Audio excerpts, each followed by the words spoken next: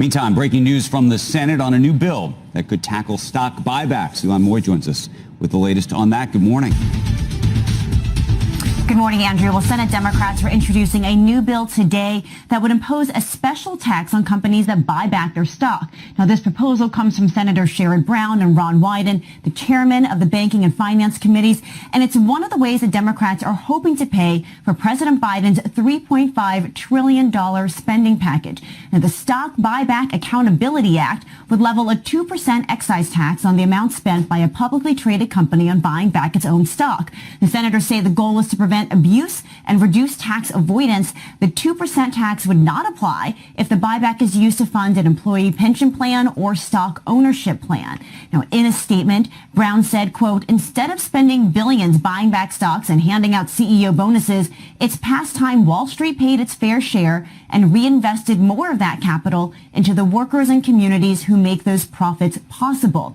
Now, this idea was not part of President Biden's original framework for the spending package, but the Senate Finance Committee met yesterday to discuss a suite of options like this one to raise revenue. Now, getting rid of SEPTA basis also remains a flashpoint, and it's possible the Democrats' self-imposed deadline for reaching an agreement on September 15th could slip. But guys, a spokeswoman for the Senate Finance Committee said that on the broad goal of leveling the playing field, Democrats are all on the same page. Back over to you. Okay, hold on. Handicap this for us. What do you think the chances are this actually moves forward?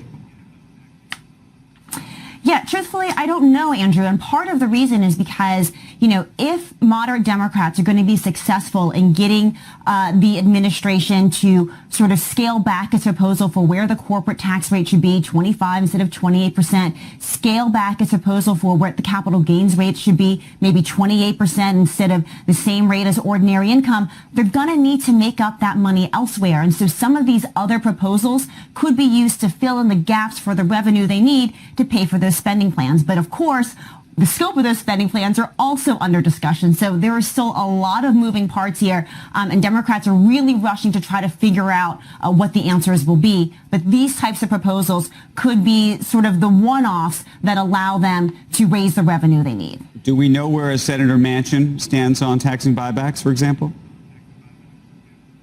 I don't, but we do know where he stands on what the corporate rate should be and where some of the other proposals should be. So maybe something like this that's a little more targeted and not just a blanket could win him over. That is all part of the discussions that are happening in the Senate right now.